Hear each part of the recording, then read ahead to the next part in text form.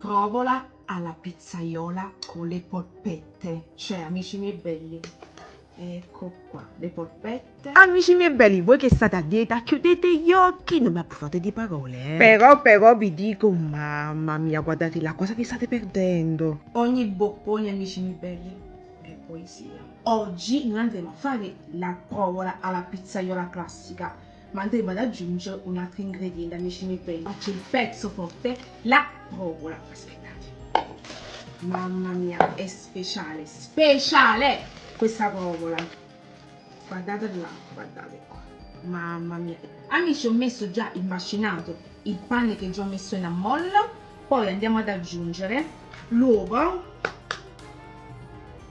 parmigiano, pecorino, quello che volete, il sale.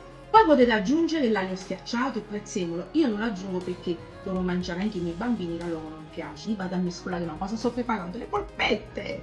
Le polpette, ma le polpettine quelle piccole piccole, con tanta pazienza andiamo a formare le polpettine. Ine, piccole piccole piccole, non fate i furbi, Così. E sto ancora qua a fare le polpettine. Già. Già. Sofì, mi aiuti a fare le polpette? Non discorsi, mi aiuti? Grazie Sofia, come bellina questa pallina. Ti, fai pure quest'altra. Stiamo aiutando, vedi? Grazie amore. L'ultima fallo tu, tieni.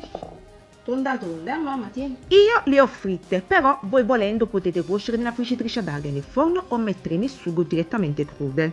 Controllo qualità ci vuole, Mamma mia, già ne ho mangiate una decina. Speriamo che rimanga qualcosa per la ricetta. Comunque, rosolo l'aglio in una padella con l'olio e aggiungo questo mix di passata e pomodorini. Poi sale, basilico e le polpettine. Sono rimaste, avete visto le polpettine? Tolgo l'aglio, cottura a fiamma dolce. Amici miei belli, dobbiamo tagliare a fette non troppo sottili, fettoni.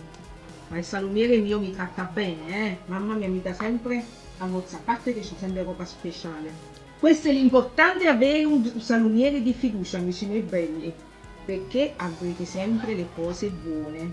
Io ce l'ho, Gianluca. Ciao Gianluca. E fette tipo così, E magna, tu prima magni e poi ti lamenti. A cottura terminata, amici miei belli, aggiungo le fettine, anzi fettone di provola. Metto il coperchio, fiamma dolcissima, 2 minuti e voilà.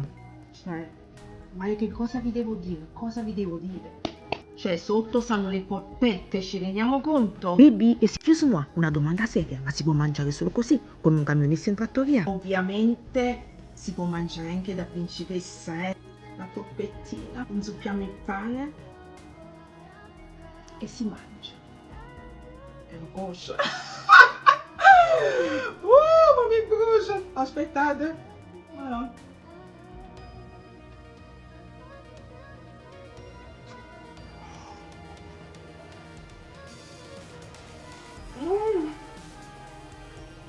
Coscia.